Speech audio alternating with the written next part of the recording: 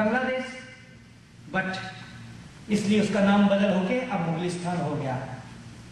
पूरा असम बांग्लादेश के बीच में है, फिर हमारे मालदा, नॉर्थ दिनाजपुर, मुर्शिदाबाद, उसके साथ पूर्णिया, किशनगंज, कटिहार, अररिया, उसके साथ ईस्टर्न यूपी, आगे चलते हुए और कानपुर होते हुए वेस्टर्न यूपी के सारे मुरादाबाद, बिजनौर, अलीगढ़, सारे मुस्लिम मेजॉरिटी बन रहा है। रामपुर चल रहा है। तो क्या इसको हम मान लेंगे? हमारे बंगाल के गांव में, गांव की स्थिति हम कैसा बताएं?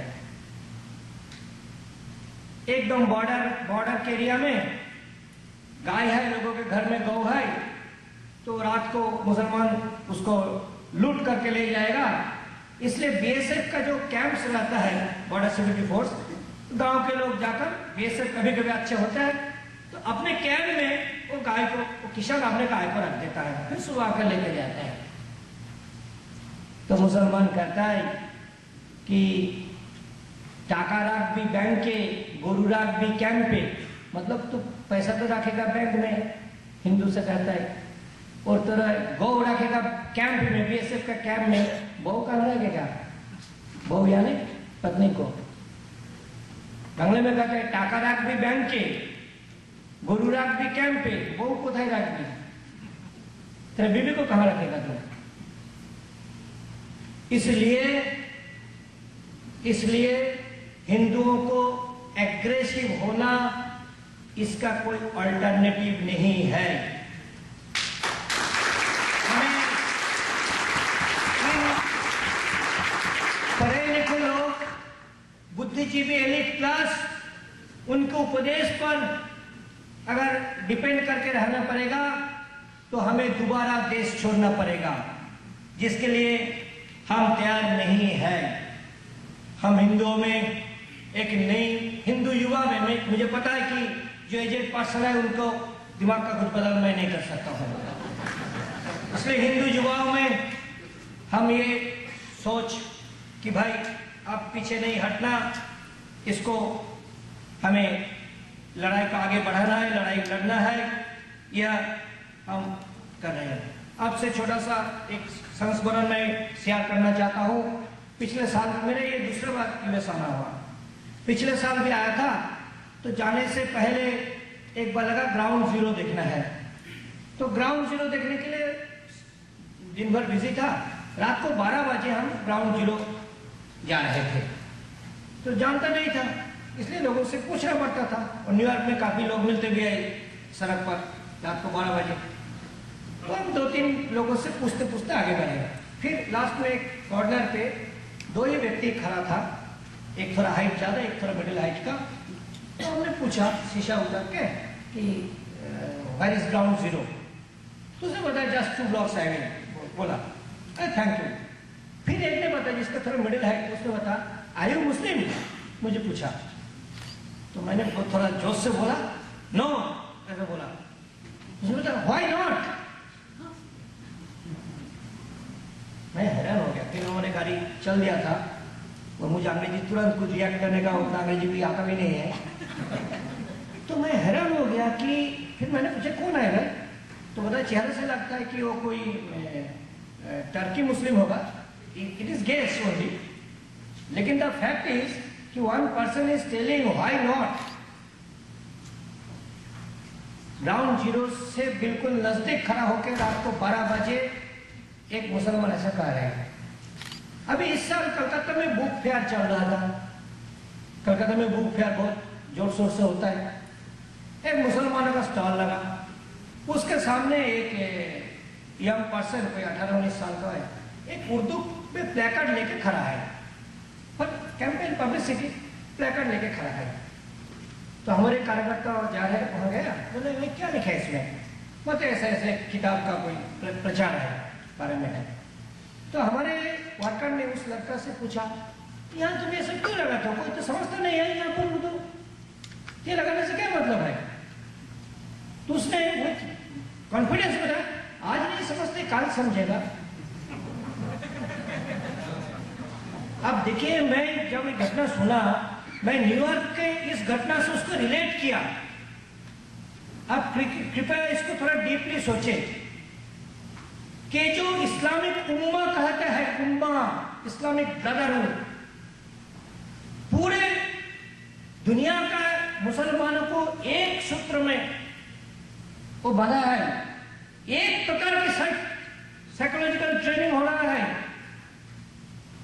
रात को 12 बजे न्यूयॉर्क में कहता है कि why not you R A मुस्लिम, और कलकत्ता का बुक फेयर में मुसलमान कहते आज नहीं समझता काल समझेगा। मतलब उसका जो कन्विक्शन, उसका जो कॉन्फिडेंस उसमें डाला गया कि the whole world will be one day Islamic दारुल इस्लाम, और उस सपना को पूरा करने के लिए वो चल रहे।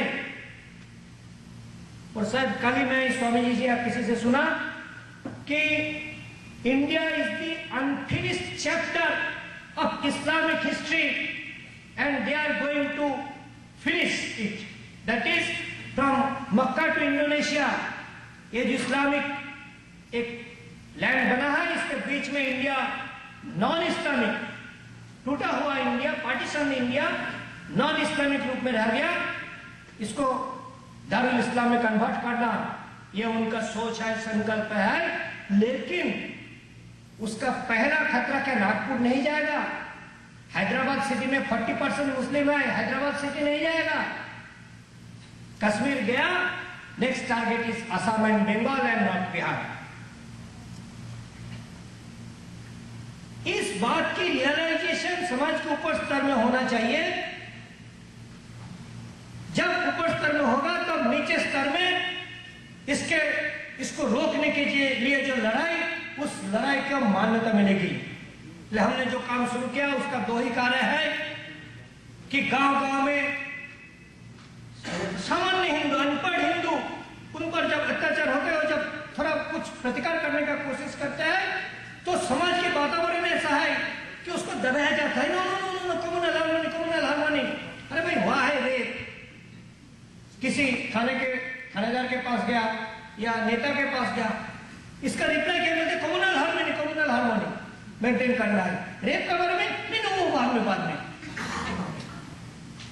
तो एक जो विक्टिम हिंदू, उनको समझ में नहीं आता कि whether I to protest against this atrocity is a just thing or not.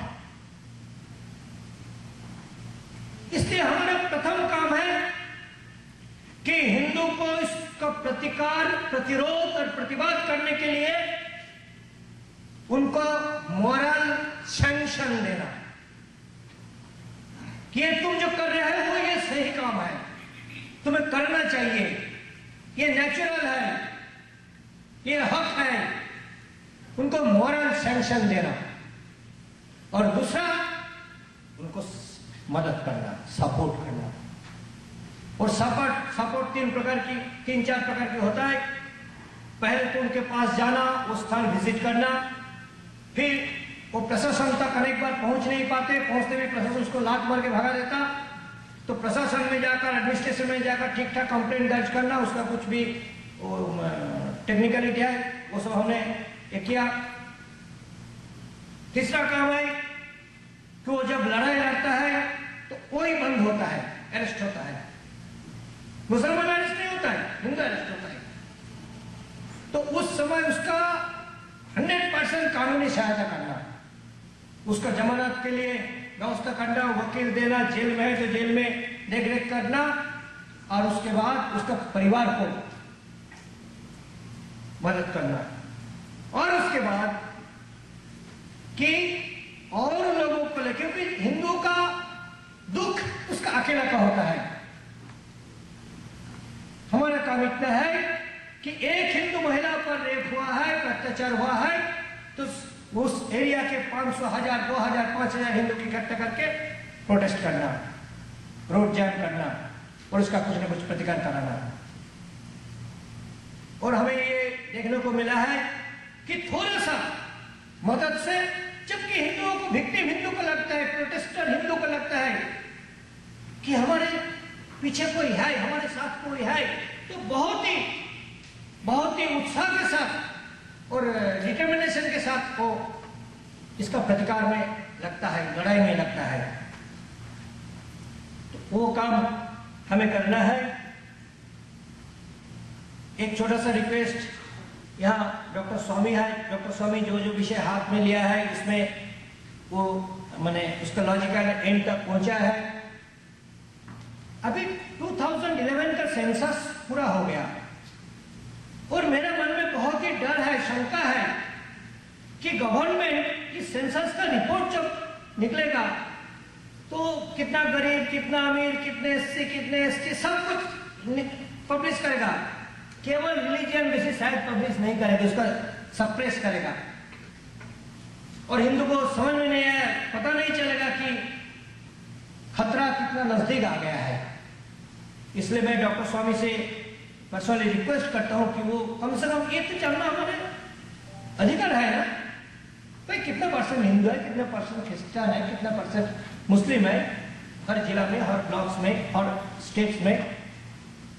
और ये सप्रेस करने का तो कोई सरकार को अधिकार तो नहीं है, लेकिन सरकार करेगी। इसलिए और हमारे देश के जो प्रधान विपक्षी पार्टी है वो भी इसमें दबाव नहीं डालेगा, ना पब्लिसिटी, वो भी दबाव नहीं डालेगा। इसलिए जो काम पार्टी को करना चाहिए नहीं करता है, डॉक्टर स्वामी करते हैं, तो मैं डॉक्टर स्वामी से इस विषय में रिक्वेस्ट करता हूं कि he compel Indian government to publish the demographic statistics like early decades. Bangladesh में ग्रेटर बांग्लादेश बनाने की साजिश और प्रचार जोर शोर से चल रहा है। हिंदुस्तान में लोगों को पता नहीं है कि जमीनी स्थिति का एक छोटी सी घटना का मैं जिक्र करना चाहता हूं। मयमनसिंह सिंह में हमारे कलकत्ता से हमारे कार्यकर्ता उसके रिलेटिव के घर गया है, मौसी के घर गया है। आप जानते हो ईस्ट बंगाल वेस्ट बंगाल में काफी मिंगलिंग और यातायात है, विथ पासपोर्ट विदाउट पासपोर्ट दोनों चलता है। मैं कुल 8 बार बांग्लादेश गया हूँ, उसमें 2 बार बिना पासपोर्ट गया हूँ और अभी पासपोर्ट लेके जाता हूँ। तो अभी हमारे कार्यकर्ता युवा लड़का गया था, उसका मौसी वहां पर थोड़ा अमीर है, कुछ फैक्ट्रीज वगैरह है और वहां मुसलमान गुंडों को हर महीना 20,000 रुपया वो सिक्योरिटी मनी देता है। वहां का 20,000 रुपया, वहां का